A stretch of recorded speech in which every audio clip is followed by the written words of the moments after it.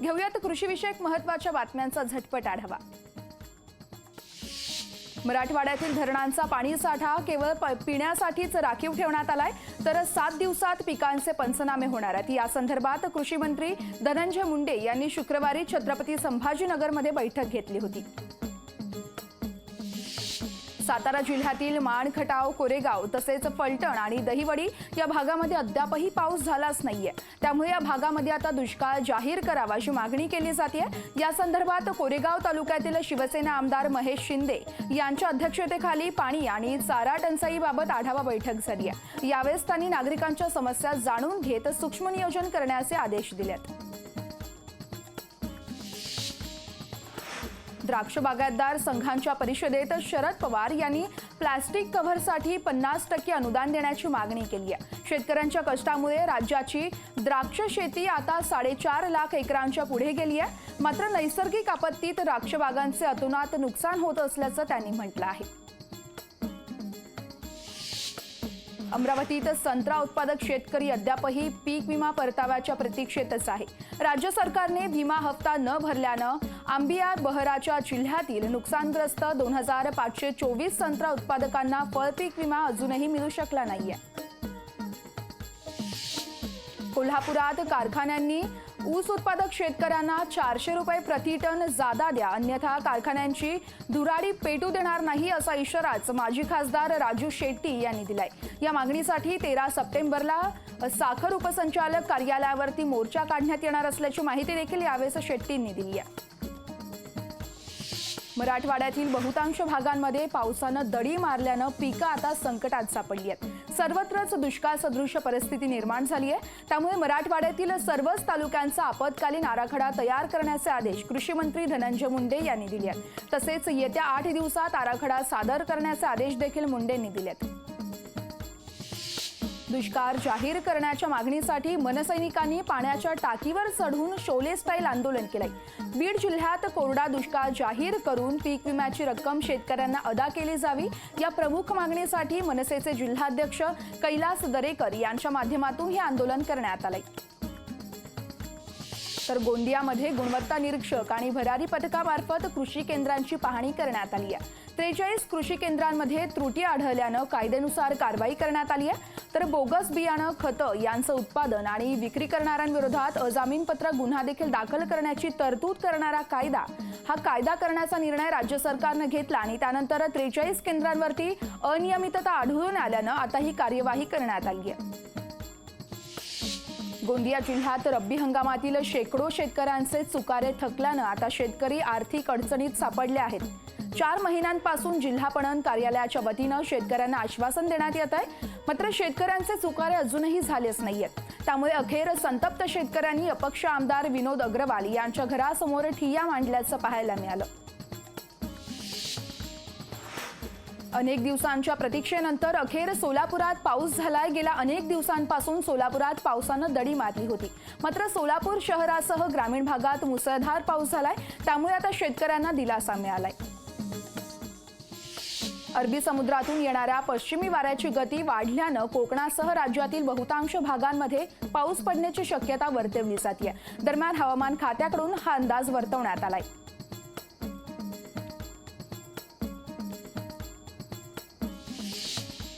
आता कृषी विषयक बातम्या सविस्तर पाहूयात।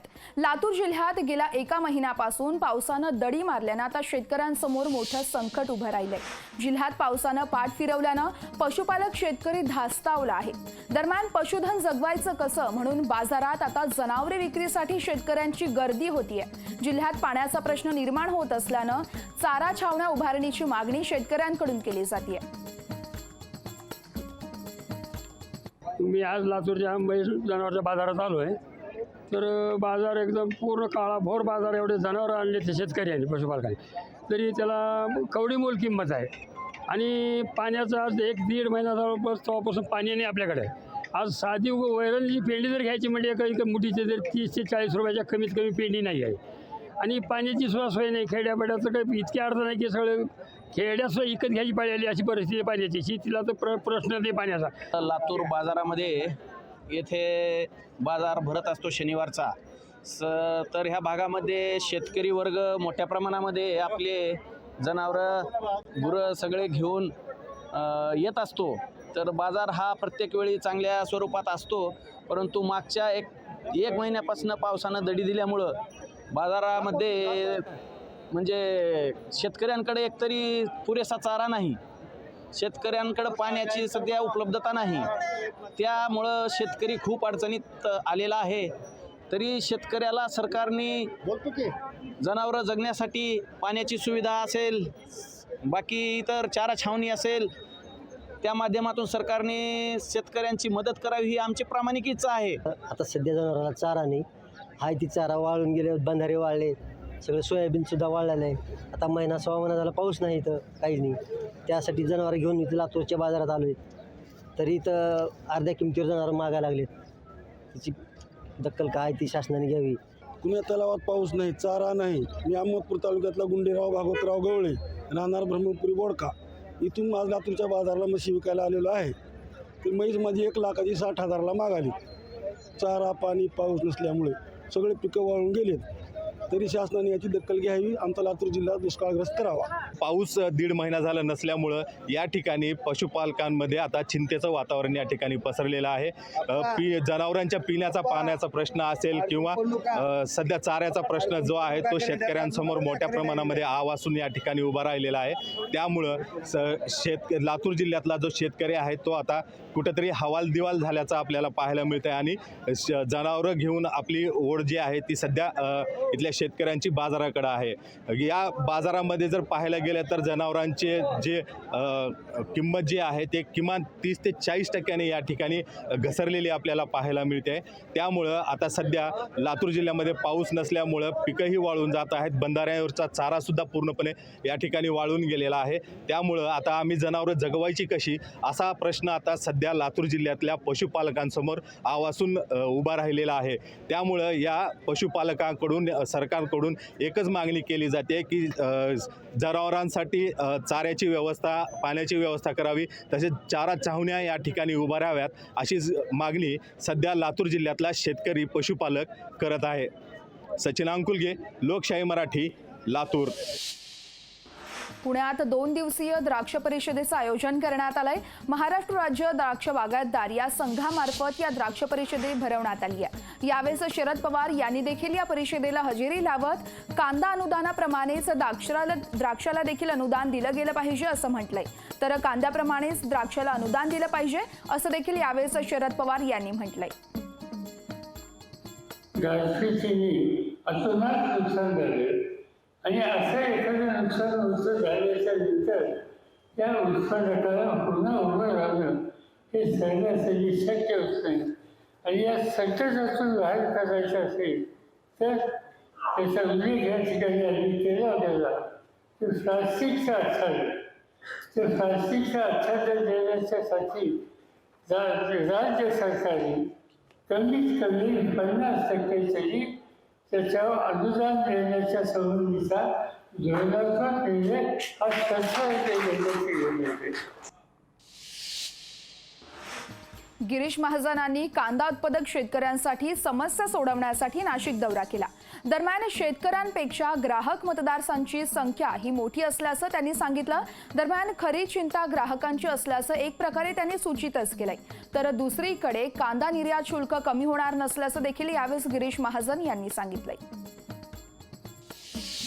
कांदा यावेळेला कमी आहे, फार आता कांदा राहिलेला नाही, पण ही ड्युटी लागली नसती. शेतकरी म्हणून सांगतो, शासनाची भूमिकाही सांगतो आपल्याला. शेतकरी तुम्हाला तुमची अपेक्षा साहजिक आहे, परंतु ही जर ड्युटी लागली नसती, हा कांदा लगेच या महिन्याभर जर बाहेर गेला असता तर पुढे राज्यामध्ये काय राहिलं असतं, कांदा कुठे शिल्लक राहिला असता, देशात काय राहिलं असतं. आणि आमचं कसं राजकीय पुढाऱ्यांचा भाव वाढला तर लोकांकडून बोंबा मारायचे, भाव कमी झाला तर शेतकऱ्याकडून बोंबा मारायचे. आमचं ठरलेलं असतं. राजकीय लोकांना काय नाही, नवरा बरोबर नवरी बरोबर खेळत आहे असं असं आपण जे म्हणतो ना, तसं आमचं तयार असतं. आणि म्हणून मला असं वाटतं की राजकीय पुढारी आहेत, राजकीय पक्ष आहेत, ते त्याचं काम करत राहतात. विदर्भात सर्वात जास्त संत्र्याचं पीक घेतलं जातं. मात्र यावर्षी बदलतं हवामान तसेच पाऊस लांबल्यानं संत्र्याची मोठ्या प्रमाणात फळगळती होतीये. यासाठी काय उपाययोजना करावी याचं अजून देखील कृषी विभागाकडून कोणतंच मार्गदर्शन मिळालं नसल्याचं शेतकऱ्यांकडून सांगितलं जात आहे. दरम्यान लवकरात लवकर पंचनामे करून नुकसान भरपाई देण्याची मागणी देखील आता शेतकऱ्यांकडून केली जाते. याच संदर्भात आढावा घेतलाय आमचे प्रतिनिधी सूरज दहाट यांनी. जुलै आणि ऑगस्टमध्ये अमरावती जिल्ह्यामध्ये मुसळधार पावसाची बॅटिंग झाली. त्यामुळे जर पाहायला गेलं तर विदर्भातील जी संत्रा उत्पादक शेतकरी पुन्हा एकदा अडचणीत आलेला आहे. मी सध्या आहे अमरावती जिल्ह्यातील चांदूर बाजार तालुक्यातील एका संत्रा बागायत शेतीमध्ये. या ठिकाणी आपण जर पाहिलं तर मोठ्या प्रमाणात पाऊस झाल्यामुळे या ठिकाणी मोठ्या प्रमाणात संत्र्याची गळण सुद्धा झालेली आहे. हे संपूर्ण दृश्य आहे संत्र्याच्या बागामध्ये. आपण पाहू शकतो मोठ्या प्रमाणावर या ठिकाणी जे संत्रा आहे पूर्णपणे झाडाखाली पडलेले आहे. त्यामुळे अक्षरशः या संत्रा बागामध्ये पूर्णपणे संत्र्याचा अक्षरशः खच या ठिकाणी दिसून येतो. गेल्या महिन्याभरापासून संपूर्ण ही फळगळण सुरू आहे. मात्र अद्यापर्यंत कृषी विभागाने या ठिकाणी कुठल्याही प्रकारचे सर्वेक्षण केलं नाही असा शेतकऱ्यांनी आरोप केलेला आहे. आपण जर पाहिलं तर विदर्भामध्ये जवळपास 1,20,000 हेक्टरपेक्षा जास्त संत्र्याचं उत्पादन घेतलं जातं आणि त्यामध्ये 70,000 हेक्टरवर अमरावती जिल्ह्यामध्ये संत्र्याचं उत्पादन घेतलं जातं. मात्र संत्रा उत्पादक शेतकऱ्याकडे राज्य सरकारने आणि अमरावती जिल्हा कृषी विभागाने या ठिकाणी दुर्लक्ष केलं असल्याचं या ठिकाणी दिसून येते. कारण का मोठ्या प्रमाणात फळगळण झाली आहे. मात्र कुठल्याही प्रकारे शेतकऱ्यांना या ठिकाणी कृषी विभागाच्या वतीने मार्गदर्शन केलं जात नाही असा शेतकऱ्यांकडून आरोप होत आहे. मध्यंतरी जर आपण जर पाहिलं तर मोठ्या प्रमाणात शेतकऱ्यांनी या ठिकाणी आंदोलन सुद्धा केलेलं होतं. मात्र तरी देखील संत्र्याची फळगळण का होतं याचा जो सल्ला आहे आणि मार्गदर्शन शेतकऱ्यांना केले गेलं नाही. त्यामुळे आगामी काळामध्ये जर आपण जर पाहिलं तर कोट्यावधी रुपयाची संत्र्याच्या माध्यमातून उलाढाल होते. मात्र संत्रा उत्पादक शेतकऱ्याकडे सातत्याने दुर्लक्ष का होतं याच निमित्ताने प्रश्नचिन्ह उपस्थित होतो आहे. कॅमेरामॅन सागरसह सूरज दहाट, लोकशाही मराठी, अमरावती. जळगावमध्ये समाधानकारक पाऊस न झाल्यानं खरीप पिकांवरती रोगराई पसरली आहे. पावसाअभावी आणि बदलत्या वातावरणामुळे ऊसाच्या पिकांवर देखील पांढऱ्या मातीचा प्रादुर्भाव झालाय. या संदर्भात आढावा घेतलाय आमचे प्रतिनिधी मंगेश जोशी यांनी. आपण पाहूयात. जळगाव जिल्ह्यात गेल्या 20 ते 25 दिवसापासून पावसाने विश्रांती घेतली आहे. अद्यापही जिल्ह्यात समाधानकारक पाऊस न झाल्याने खरीप पिके ही धोक्यात आली आहे. कपासी, मका, ज्वारी, बाजरी व ऊस यासारख्या पिकांवर रोगराईचा प्रादुर्भाव झाला असून ऊसाच्या पिकावरही पांढऱ्या माशीचा प्रादुर्भाव झाल्याने ऊस उत्पादक शेतकरी देखील चिंताग्रस्त झाले आहेत. आपण बघू शकतोय की ऊसाच्या पिकावरती या ठिकाणी पांढऱ्या माशीचा प्रादुर्भाव झाल्याने ऊसाची उंची ही खुंटलेली आहे. तसेच पांढरी माशी ऊसातील रस शोषत असल्याने या ठिकाणी ऊस देखील कोरडा पडत आहे. त्यामुळे ऊसाच्या उत्पन्नात मोठी घट होण्याची भीती ही ऊस उत्पादक शेतकऱ्यांनी व्यक्त केली आहे. दरम्यान पांढऱ्या माशी नियंत्रण आणण्यासाठी कृषी विभागाने उपाययोजना व मार्गदर्शन करावे अशी मागणी आता ऊस उत्पादक शेतकऱ्यांकडून केली जात आहे. मंगेश जोशी, लोकशाही मराठी, जळगाव. नाफेड मार्फत महाराष्ट्रातील बाजार समितींमधील 2 लाख टन कांदा हा 2,410 रुपयांनी खरेदी करण्याचा निर्णय केंद्र सरकारकडून घेण्यात आला. परंतु हा निर्णय घेतल्यानंतर नाफेड खरेदी केंद्रातून मोठ्या प्रमाणात कांदा खरेदी होत नसल्यानं आता मंचरमध्ये स्वाभिमानी शेतकरी संघटनेच्या वतीनं आंदोलन करण्यात आले. 2700 रुपयापर्यंत कांदा जो खरेदी केला जात होता, आज त्या कांद्याचे भाव या ठिकाणी खाली आलेले आपल्याला या ठिकाणी दिसत आहेत. 1500 रुपयापासून 2200 रुपयापर्यंत या ठिकाणी हे मार्केट या ठिकाणी झालेलं आहे. केंद्र सरकारने पुन्हा एकदा अशा पद्धतीची घोषणा करून शेतकऱ्यांची फसवणूक केलेली आहे आणि या केंद्र सरकारचा शेतकऱ्यांच्या वतीनं आम्ही या ठिकाणी जाहीर निषेध करतो. या पुढच्या काळामध्ये स्वाभिमानी शेतकरी संघटनेची आंदोलनं रस्त्यावर उतरून किंवा मार्केटमध्ये न होता या पुढच्या काळामध्ये भाजपचे जे लोकप्रतिनिधी असतील, मंत्री असतील, ते जर आमच्या भागामध्ये या ठिकाणी आले तर स्वाभिमानीचे कार्यकर्ते त्यांच्या कार्यक्रमामध्ये घुसून त्यांचे कार्यक्रम उधळल्याशिवाय या ठिकाणी राहणार नाही.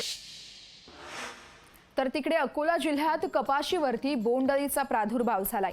जिल्ह्यातील अकोला तसेच बाळापूर आणि बार्शी टाकळी तसेच अकोट या तालुक्यामध्ये हा प्रादुर्भाव पाहायला मिळतोय. दरम्यान कपाशीच्या बहरलेल्या पिकांवरती बोंड पोखरून खाणाऱ्या या गुलाबी अळीचा पुन्हा एकदा प्रकोप झाल्यानं शेतकरी हैराण झालेत. यावरती उपाययोजना न केल्यास अळीचा प्रकोप वाढण्याची शक्यता शास्त्रज्ञांकडून वर्तवली जाते. कापूस या पिकावर सध्या गुलाबी मोरडीचा प्रादुर्भाव काही ठिकाणी 10%च्या तर काही ठिकाणी 10%च्या वर दिसून येत आहे. पण ज्या कापसाला फुले आणि पाते लागलेले आहेत आणि 45-50 दिवसाचा कापूस आहे त्या कापसावर हा प्रादुर्भाव जास्त होत आहे. म्हणून शेतकरी बांधवांनी या ठिकाणी निरीक्षणे करावे आणि व्यवस्थापनाच्या खालील प्रकारे उपाययोजना कराव्यात. हेक्टरी 10 ते 15 कामगंधे सापळे लावावी, डोमकड्या वेचून काढाव्यात आणि त्या नष्ट कराव्यात. 5% निंबोडी अर्काची फवारणी करून आपलं गुलाबी बोंडअळीपासून संरक्षण मिळवून घ्यावं. जालना जिल्ह्यात 14 कृषी सहाय्यकांविरोधात गुन्हा दाखल करण्यात आलाय. अतिवृष्टी निकषाबाहेरील शेतकऱ्यांच्या अनुदान याद्या तयार करण्यात चालढकल केल्याप्रकरणी त्यांच्या विरोधात गुन्हा दाखल करण्यात आलाय. दरम्यान वारंवार सूचना करून देखील त्यांनी काम न केल्यानं नायब तहसीलदारांनी तक्रार केली आणि त्यानंतर सहाय्यकांविरोधात आदेशाचं उल्लंघन केल्याप्रकरणी कारवाई करण्यात आली आहे. संबंधित विभागाच्या कृषी सहाय्यकांनी त्या शेतकऱ्यांच्या याद्या तयार केलेले नसल्यामुळे माननीय तहसीलदार यांच्या आदेशावरून नायब तहसीलदार सोनल साहेब यांच्या फिर्यादीवरून पोस्टीला संबंधित 14 कृषी सहाय्यकावर कलम 188 भादवी तसेच आपत्ती व्यवस्थापन कायदा 56 व 57 अन्वये गुन्हा दाखल करण्यात आलेला आहे. मुंबई उपनगरात पावसाच्या मोठ्या खंडानंतर पावसाला पुन्हा सुरुवात झाली. मात्र मराठवाडा आणि विदर्भात अद्यापही पावसाच्या प्रतीक्षेतच आहे. कोकणात देखील अधूनमधून पाऊस बरसतोय. मात्र मराठवाडा आणि विदर्भात अजूनही समाधानकारक पाऊस झालाच नाहीये. त्यामुळे शेतकरी आता अडचणीत आल्याचं पाहायला मिळतंय.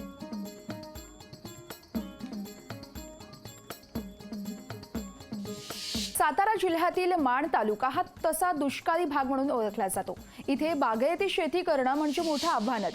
मात्र याच भागातील प्रगतशील शेतकरी जालंधर दडस यांनी मोठ्या कष्टानं सफरचंदाची बाग फुलवली आहे. सफरचंदासाठी थंड हवेचं ठिकाण आवश्यक असताना देखील त्यांनी धाडस करून उष्ण पट्ट्यात सफरचंदाची सीडलिंग राफ्टिंगद्वारे लागवड केली आहे. असे आपण डाळिंबाच्या बागेत बुडतोयच. मग सफरचंदाचं एक वेळेस नुकसान होईल, पण आपल्याला कळेल ना किमान होतंय किंवा नाही. आणि म्हणून हा यशस्वी प्रयोग आम्ही थोडक्यात प्रयोगच म्हणायचा, कारण तो यशस्वी होईल का नाही हे आम्हाला माहीत नव्हतं. प्रयोग म्हणून आम्ही ते शेती केली, डेव्हलप केली, झाडं लावली, बाहेरून झाडं आणली, मुलांचं हेल्प घेतलं. थोडा भाषेचा प्रॉब्लेम येत होता, इंग्लिश आम्हाला एवढं जास्तच येत नाही आहे, त्यामुळे मुलांचं थोडं हेल्प घेतलं आणि मुलांनी आम्हाला थोडंसं सपोर्टिंग केल्यामुळे आम्ही ती बाहेरून रोपं मागवली आणि ती शेतामध्ये लागण केली त्याची आणि बऱ्यापैकी आम्हाला त्याच्यामध्ये यश मिळाले. बघा, लोकशाही मराठी ऐका, पहा, जागरूक रहा.